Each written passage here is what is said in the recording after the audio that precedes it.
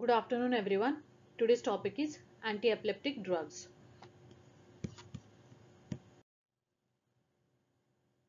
So let's begin with what do you understand by epilepsy? So epilepsy is a group of chronic central nervous system disorders characterized by recurrent, periodic and unpredictable seizures. Now let's see what are seizures. Seizures are sudden, transitory and uncontrolled episodes of brain dysfunction resulting from abnormal discharge of neuronal cells with associated motor, sensory or behavioral changes. So you should remember what is epilepsy and what are seizures. Now let's see what are the causes for acute seizures.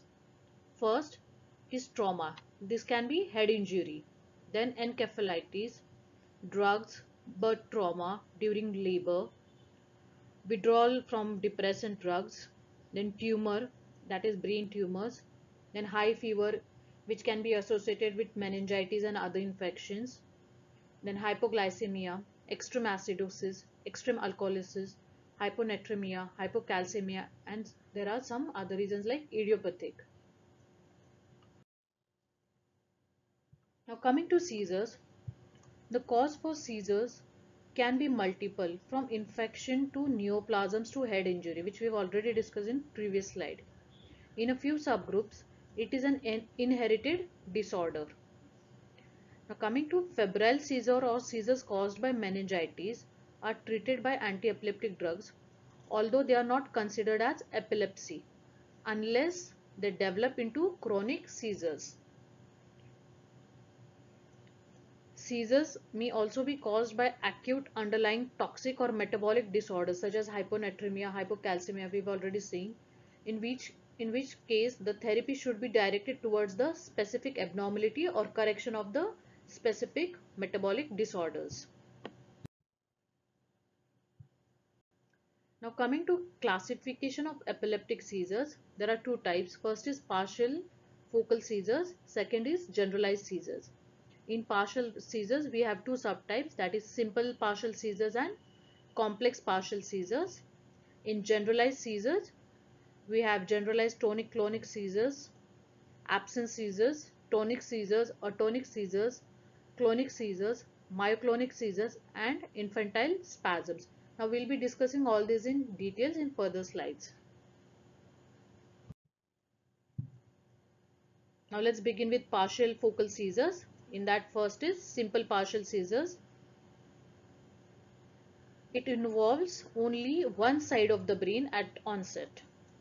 It is focal with motor, sensory or speech disturbances. It is mostly confined to a single limb or a single muscle group. During seizures, symptoms don't change and there is no alteration of consciousness. The patient is conscious in simple partial seizures. Now coming to the second subtype, that is complex partial seizures. This is also called as temporal lobe epilepsy or psychomotor seizures. They produce confusion and inappropriate or dazed behavior. There is the motor activity appears as non-reflex actions, automatisms, that is repetitive coordinator movements, or purposeless movements like lip smacking or hand wringing. There is also a wide variety of clinical manifestations and are accompanied by sensory, motor and psychic symptoms. Now here the consciousness is impaired or lost.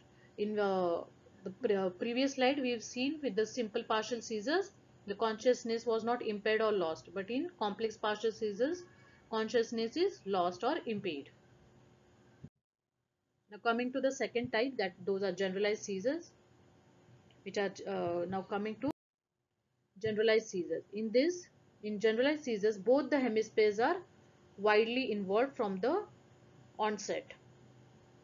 Manifestation of the seizures are determined by the cortical site at which the seizures arises. Now you can see in the diagram the various parts which we have already studied in anatomy. Now see the judgment, reward center, memory center, then coordination, vision and sensations. It is present in 40% of all epileptic syndromes.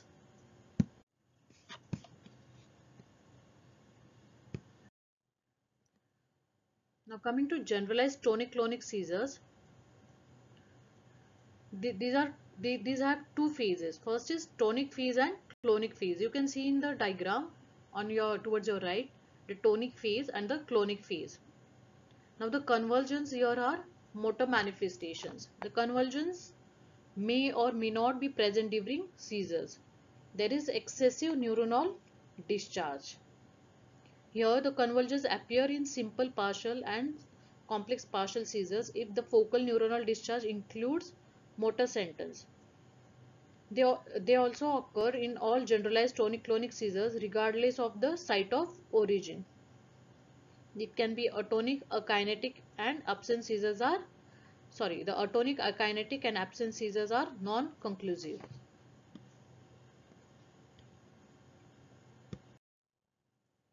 Now coming to the tonic and clonic phase. In tonic phase, sustained powerful muscle contraction is there involving all body musculature which arrests ventilation. And in clonic phase, alternating contraction and relaxation is there causing a reciprocating movement which could be bilaterally symmetrical or running movement. This is the difference between tonic and clonic phase. We've already seen this diagram, the tonic phase. In tonic phase, there is arrest of ventilation and this is a clonic phase. Now coming to generalized tonic-clonic seizures, this is the most common and the most severe form of epilepsy. It is characterized by an initial rigid extension of trunk and limbs which is seen in tonic phase, which lasts for 10 to 20 seconds, followed by a rhythmic contraction of arms and legs, which is clonic phase. There is loss of consciousness and autonomic signs. A period of confusion and exhaustion lasting for several minutes follows the seizure episode, not usually improved by anticonvulsant therapy. So these are generalized tonic-clonic seizures. Now coming to the second part, that is absence seizures, which are also called as petit mal epilepsy. It is brief and abrupt loss of consciousness is there. There is also presence of vacant stare. Vacant stare means the patient just keeps staring vacantly, sometimes with no motor manifestations. Minor muscular twitching restricted to eyelid and face. Sometimes a patient will keep fluttering the eyelids. It is typical 2.5 to 3.5 Hz spike and wave discharge. Usually it lasts for short duration, which is for 5 to 10 seconds, but may occur dozens of times a day. There is no loss of postural control. So these are absence seizures or petit mal epilepsy. It often begins during childhood, that is daydreaming attitude, or you can say vacant stare, no participation, and there is lack of concentration. Attacks may occur up to 100 times a day, like a fluttering of eyelids can be continuous. Age of onset is usually 3 to 5 years and may last till puberty. A low threshold calcium current has been found to govern oscillatory responses in thalamic neurons. So this was about absence seizures. Now coming to tonic seizures. There is loss of consciousness and the body posture is oppositotonus. Now you can see towards your right, this is called as a oppositotonus posture. And there is marked autonomic manifestations. Then coming to atonic seizures or atypical seizures, there is loss of postural tone with sagging of head or falling. There can be loss of consciousness and mostly seen in children.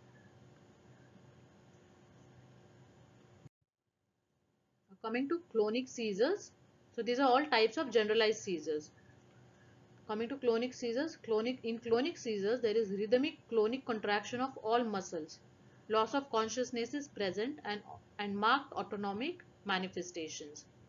Now coming to myoclonic seizures, there is isolated clonic jerks, brief shock-like contraction of muscles, restricted to one part, extremity is associated with brief burst of multiple spikes in EEG. The last one is infantile spasm. It is an epileptic syndrome.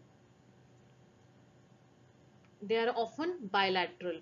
It is characterized by brief recurrent myoclonic jerks of the body with sudden flexion and extension of the body or the limbs. Sudden flexion and extension of limbs.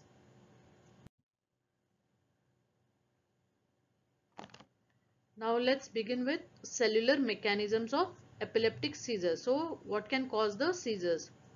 So there can be excitation and inhibition. Now the excitation can be because of ionic inward sodium and calcium currents, the neurotransmitters which we already discussed, like glutamate and aspartate, which are excitatory neurotransmitters. And then coming to the inhibition, there can be inward chloride and outward potassium currents, and neurotransmitters which are inhibitory neurotransmitter like GABA. So these are the cellular mechanisms of epileptic seizures. Now treatment, the goals of treatment are to block repetitive neuronal firing, and to block the synchronization of neuronal discharges, to block the propagation of the seizures, minimize the side effects with the simplest drug regime. Generally, a monotherapy is recommended in most of the cases. So these are the goals of treatment for seizures. What are the strategies for treatment? Modification of ion conductance, which we've already seen with potassium, calcium and sodium ions. Then increasing of inhibitory, that is GABAergic transmission, and decrease of excitatory, that is glutamatergic activity. So these are the strategies for treatment. Now coming to the classification of anti-epileptic drugs. So there are two groups. First is classical and then there are newer group. The classical group has phenytoin, phenobarbital, primidone, carbamazepine, ethosuximide and valproate or valproic acid. The newer group has lamotrigine, felbamate, topiramate, gabapentin, tigabin, vigabatrin, oxcarbazepine, levetiracetam and fosphenytoin. So let's see the differences between these two, and we'll be studying all the drugs in details in further slides.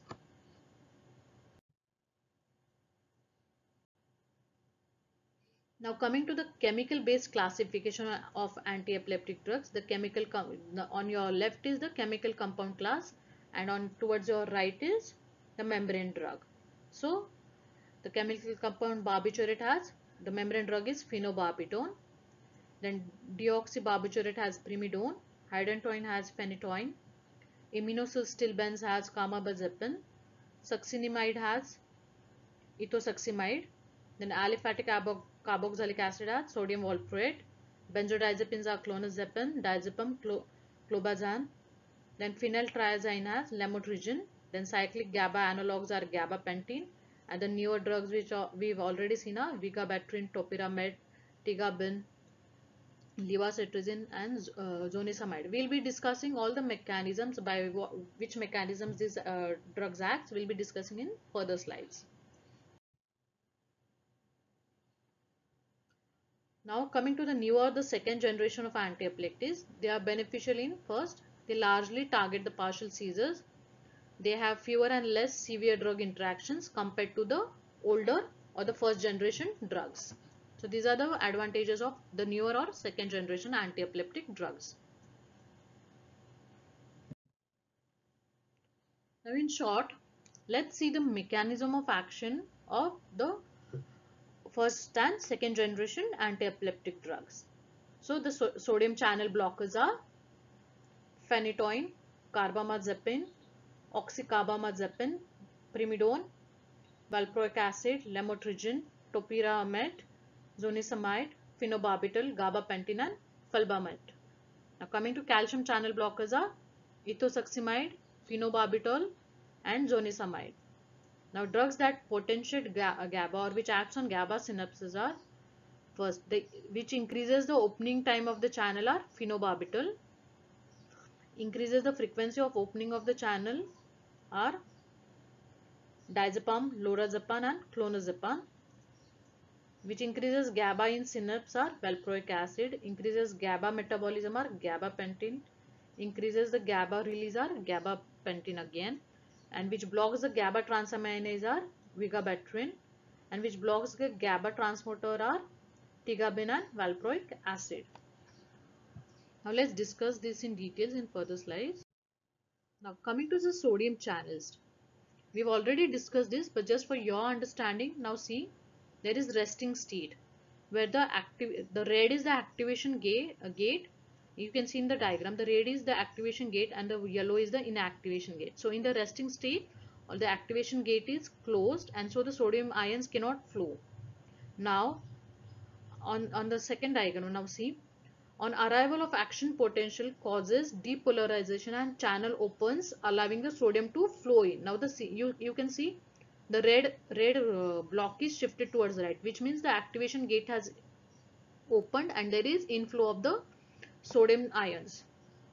And in the resting state or in the inactivation state, what happens is the activation gate is open but the inactivation gate is closed. Now you can see, though the activation gate is open, there is inflow of the sodium ions, but the inactivation, the yellow inactivation gate is closed, so the sodium ions cannot flow.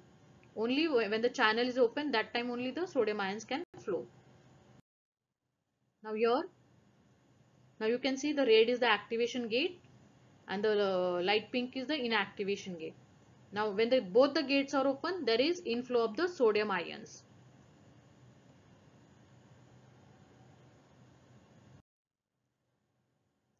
Now in this diagram, as compared to the previous diagram, now here the inactivation, this is an inactivated channel, means the inactivation gate is closed.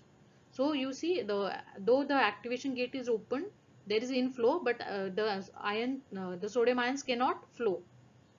So there is a block at inactivation gates. The drugs which are the sodium channel blockers are barbiturates, are valproate and topiramate. Then there is carbamazepine, phenytoin, felbamate and lamotrigine, which we have already discussed in previous slides.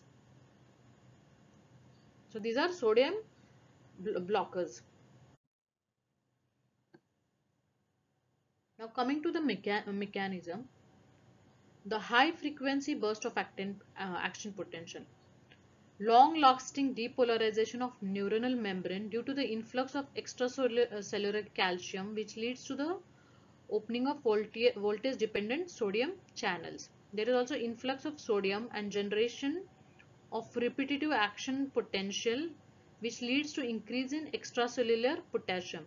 There is accumulation of calcium in presynaptic terminals. This enhances neurotransmitter release, activation of NMDA subtype of glutamate receptors. Now this we've already discussed in our lecture in Introduction to Central Nervous System, which causes calcium influx and neuronal activation. Now when there is hypersynchronization, there is recruitment of neurons, which leads to loss of surrounding inhibition and propagation of seizures into contiguous areas. Now let's see of the calcium. Now let's begin with the calcium ions. Now see, this is a voltage regulated current, which is a low threshold. Mostly the T current or T type of calcium current is present in the thalamus. Now this is the inflow of the calcium ion channels. Now here there is reduction in the flow of calcium ions through T type of calcium channels in the thalamus. This is the calcium channel blockers. The drugs we've already discussed are ethosuximide and valproate, which blocks the calcium channels. Even the phenobarbital will also block the calcium ion channels or the calcium channel. These are calcium channel blockers. Now coming to the GABAergic synapse, we've already discussed the synthesis and metabolism of GABA in the previous lecture, so I won't go in details here. Now here you can see the vigabatrin, in the pink towards your left is, which blocks the GABA transaminase, that is also called as GT. You can see the yellow, it is a GABA transaminase blocker. Vigabatrin will act, the mechanism of action of vigabatrin is, It will block GABA transaminase. Now, as we've already seen, as valproic acid, which increases GABA in the synapse. Then gabapentin, we've already seen that it increases GABA metabolism. That is a mechanism of action of gabapentin. It increases the metabolism and release of GABA. Now, coming to tigabin, it blocks the transporter, GABA transporters, which is a GAT1. Tigabin acts by blocking the GABA transporter GAT1, and we've already seen gabapentin acts by increasing the metabolism and the GABA release. Then there is, which increases the opening time of the channels, are phenobarbital. Then which increases the frequency of opening of the channels are diazepines like diazepam, lorazepam and clonazepam. Then which increases the GABA in synapses, valproate or valproic acid. And which the drugs that these are the drugs which potentiate the GABA. So this is the mechanism of these newer drugs. Now coming to the details in coming to the details of the older drugs or the first generation drugs. Now we'll be start with phenytoin. So it is the oldest non-sedative anti-epileptic drug. First, phenytoin, a more soluble prodrug, is used for the parenteral use. The major side effect of this phenytoin is fetal hydantoin syndrome. We'll be discussing this syndrome in further slides. Now it alters sodium, calcium and potassium conductance. It alters membrane potential. It inhibits high frequency repetitive firing. What are the uses? Phenytoin is used in partial seizures, then in generalized seizures including tonic and clonic seizures. It is contraindicated in absence seizures, and its non-seizure indications are trigeminal neuralgia, manic depressive disorders. Even carbamazepine is also used for trigeminal neuralgia. We'll be discussing it with carbamazepine. Then what are the toxicities associated with the use of phenytoin? It causes ataxia and nystagmus. Then there is cognitive impairment. Then there is hirsutism. Then there is gingival hyperplasia. There is coarsening of facial features. There is dose-dependent zero-order kinetics, and it exacerbates absence seizures. So that's why it is contraindicated in absence seizures. Now let's discuss the fetal hydantoin syndrome. So coming to fetal hydantoin syndrome, it is pre and postnatal growth deficiency with psychomotor retardation, microcephaly with a rigid metopic suture, hypoplasia of nails and finger-like thumb, and hypoplasia of distal phalanges. There is radiological skeletal abnormalities reflect the hypoplasia and fused metopic suture. Cardiac defects and abnormal genitalia is seen. So that's why phenytoin is always contraindicated in pregnancy. This is a major side effect of or toxicity related to use of phenytoin. You should never forget what is fetal hydantoin syndrome. Now coming to this other drug, that is carbamazepine. It is also a tricyclic antidepressant. It is similar to phenytoin. The mechanism of action is similar to phenytoin. It inhibits high frequency repetitive firing of sodium. Decreases synaptic activity presynaptically. Inhibits uptake and release of norepinephrine but not GABA. It potentiates postsynaptic effects of GABA.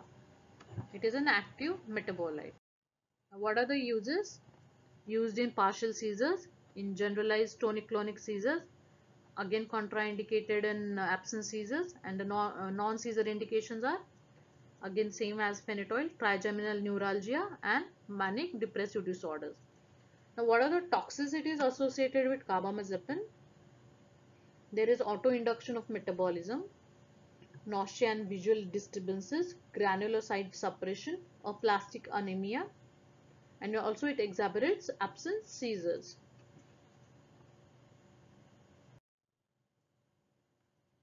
Now coming to other drug, that is oxcarbazepine, that is, it is closely related to carbamazepine. With it has an improved toxicity profile, means lesser of toxicities. It is less potent than carbamazepine. It is an active metabolite. The mechanism of action is similar to that of carbamazepine. It alters sodium conductance and inhibits high frequency repetitive firing. What are the toxicities associated with oxcarbazepine is hyponatremia and less hypersensitive and induction of hepatic enzymes as compared with carbamazepine. Now coming to phenobarbital, it is also an oldest anti-epileptic drug. Although considered as one of the safest drugs, it has sedative effects.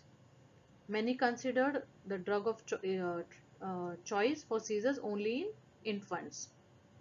Useful for partial generalized tonic-clonic seizures and also for febrile seizures.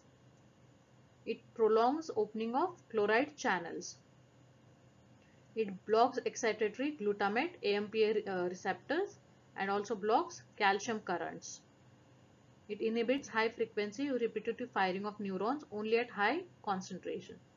So let's see what are the toxicities associated with phenobarbital. As we've already seen, it is a sedative. So it has sedation as its toxicity, then cognitive impairment. There can be behavioral changes and induction of liver enzymes. It may worsen absence and atonic seizures. Now coming to primidone, metabolites to phenobarbital and phenylethylaminolamide, that is PEMA, both are active metabolites. It is effective against partial and generalized tonic-clonic seizures, absorbed completely, low binding to plasma proteins. It should be started slowly to avoid sedation and gastric problems. Its mechanism of action is closer to phenytoin. So what are the toxicities associated? It's same as phenobarbital, like sedation and gastrointestinal complaints. Coming to valproic acid or valproate, it is fully ionized at body pH. Thus active form is valproate ion. One of the series of carboxylic acids with anti-epileptic activity. It amides and esters are also active. Mechanism of action is similar to that of phenytoin. It increases the level of GABA in the brain. It may facilitate glutamic acid decarboxylase, which is a GAD. It also inhibits GAT, which is a GABA transporter. So this is the mechanism of action. It blocks the GABA transporter GAT1, which is a mechanism of action of valproate.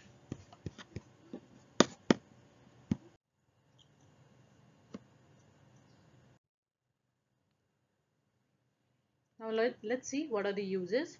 It is a broad spectrum anti-seizure drug, effective against most partial and generalized seizures, including myoclonic and absence seizures. As we've seen with previous drugs, most of them were contraindicated in absence seizures, or which would increase the absence seizure or exaggerate the absence seizures. The non-seizure indications are migraine, which can be used as a prophylactic treatment, and bipolar disorders. Now let's see the toxicity associated with valproic acid. It elevates the liver enzymes. There is nausea and vomiting, abdominal pain, heartburn, which are all GI symptoms. Then tremor, hair loss, weight gain, idiosyncratic, and then it is hepatotoxic. It is teratogenic as well, which causes spina bifida. So it is contraindicated in pregnancy. Now coming to ethosuximide, it is a drug of choice for absence seizures. Always remember, the drug of choice for absence seizures is ethosuximide. It has it is highly efficacious and safe. The mechanism of action involves reducing the low threshold calcium channel current, that is T type of currents, in the thalamus. At high concentration, it inhibits GABA aminotransferase. Then there is pheneximide, which is less effective, and methoxamide, which is more toxic. Then coming to the toxicities associated with ethosuximide, there is gastric distress, including pain, nausea and vomiting. There is lethargy and fatigue, headache, hiccups, euphoria and skin rashes. Euphoria means more of laughing or more of happiness. Then coming to the other drug, that is clonazepam. It is a benzodiazepine. It is long-acting drug with efficacy for absence seizures. One of the most potent anti-epileptic agents known ever, also effective in some cases of myoclonic seizures, has been tried in infantile spasm. Doses should start small.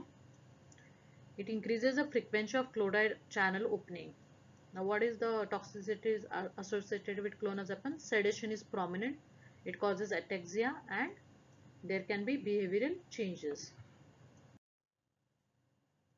Then coming with lamotrigine, it is presently used as an add-on therapy with valproic acid.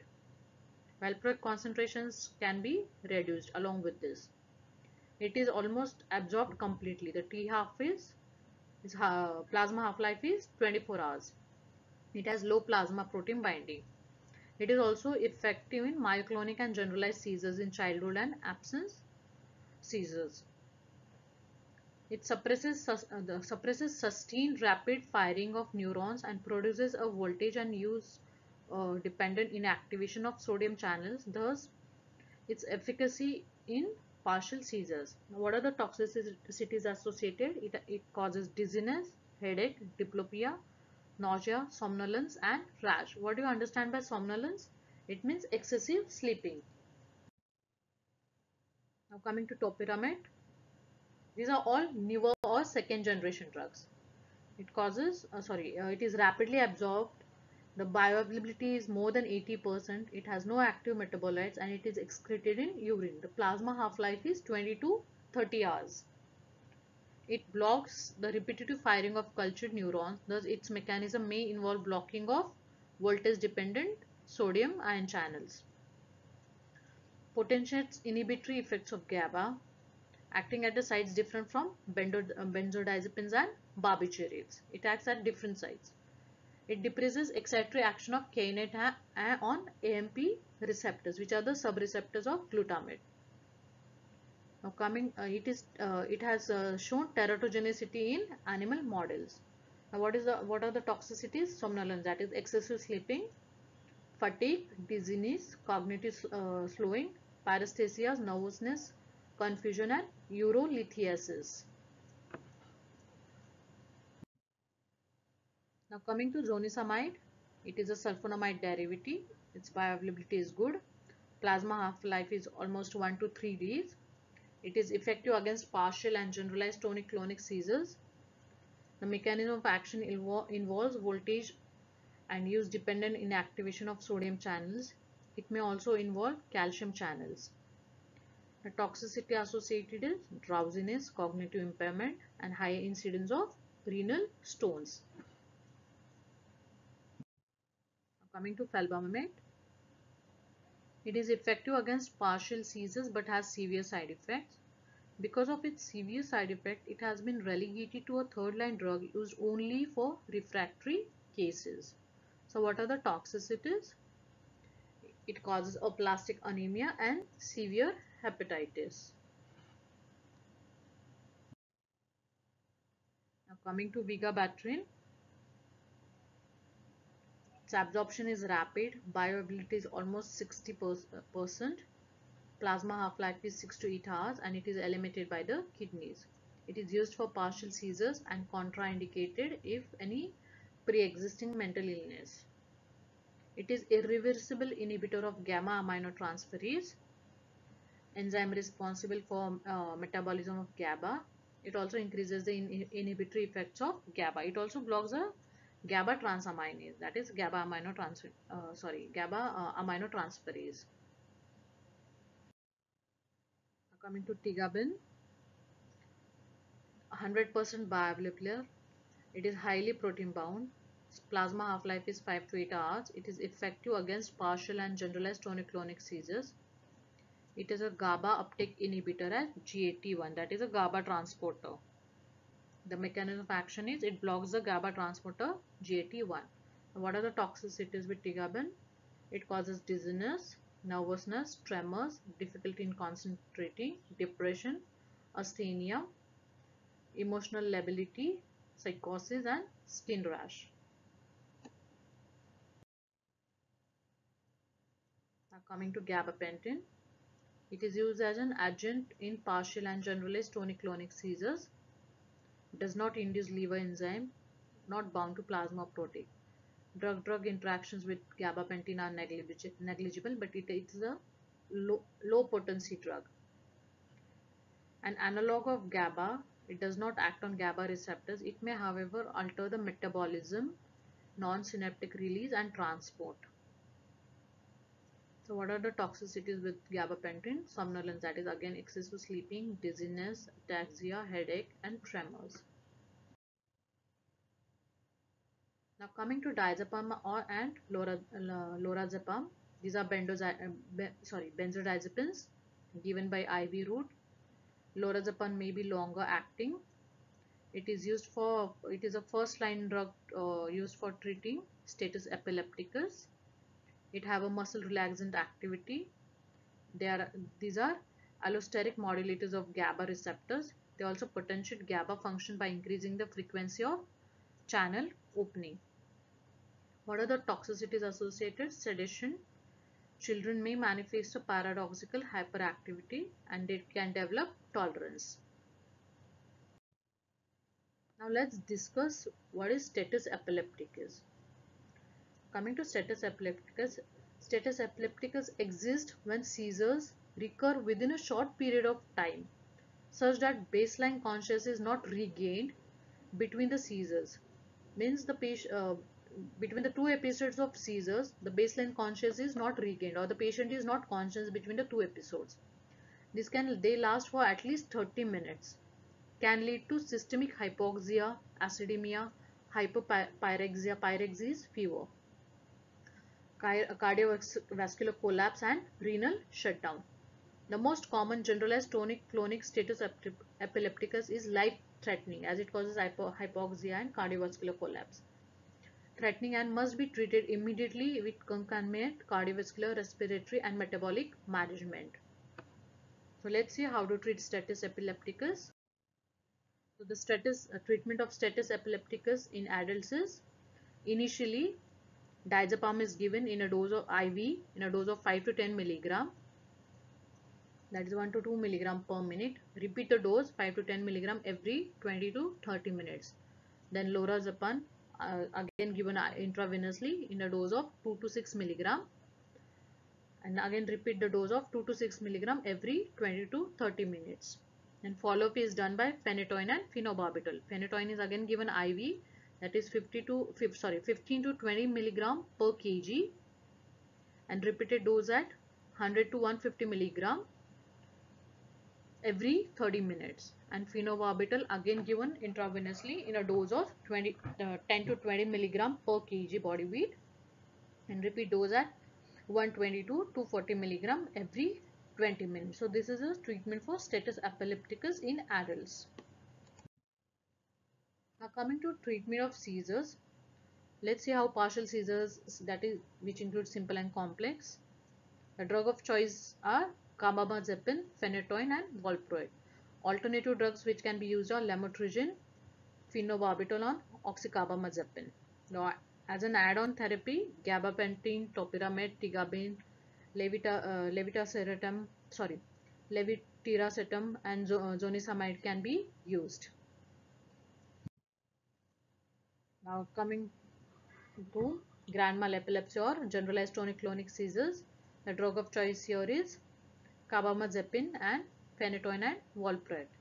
The alternatives can be used are lamotrigine, phenobarbital, topiramate, oxcarbazepine, primidone, levetiracetam, and phenobarbital. Now your valproate acid is not used if the absence seizures are present. Now coming to generalized absence seizures, here we have seen ethosuximide is the drug of choice. Generally we don't use valproic acid. The alternatives used are lamotrigine, clonazepam, zonisamide and topiramate.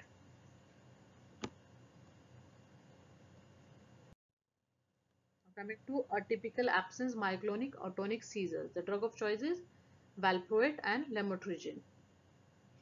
Now, alternative drug used are topiramate, clonazepam, zonisamide, and felbamate.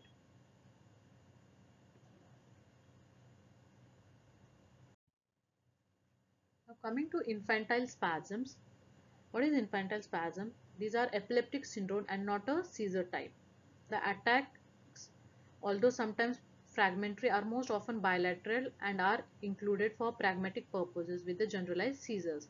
They are characterized by recurrent myoclonic jerks with sudden flexion or extension of the body and limbs. The form of infantile spasms are, however, quite heterogeneous. 90% of their first attacks are before the age of first year or 1 year. Most patients are mentally retarded, presumably from the same cause of the spasms. Maybe because of the spasms, they are mentally retarded. The cause is unknown. That it can be infection, connectors, tuberculosis, and hypoglycemia. All have been implicated. Now, how do you treat infantile spasm? The drug of choice is corticotropin given intramuscularly or corticosteroids and zonisamide. Alternatives used are clonazepam, nitrazepam, vigabatrin and phenobarbital. That was about infantile seizures. Now let's see the interaction of anti-seizure drugs with other drugs. With antibiotics, there will be increased metabolism of phenytoin and phenobarbital and carbamazepine. Along with anticoagulants, phenytoin and phenobarbital will increase the metabolism. With cimetidine, it will displace the phenytoin, valproic acid and benzodiazepines. With isoniazid, which is an tubercular drug, it increases the toxicity of phenytoin.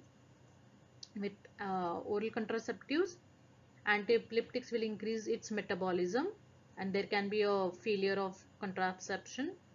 With salicylate, it displaces phenytoin and valproic acid. With theophylline, carbamazepine and phenytoin may decrease its effect. So these were the few drug interactions associated with anti-seizure drug. So this was all about the anti-epileptic drugs. Please remember the mechanism of action, at least in which channels they are blocking, and please remember all the drugs and certain toxicities. So we'll stop here. Thank you.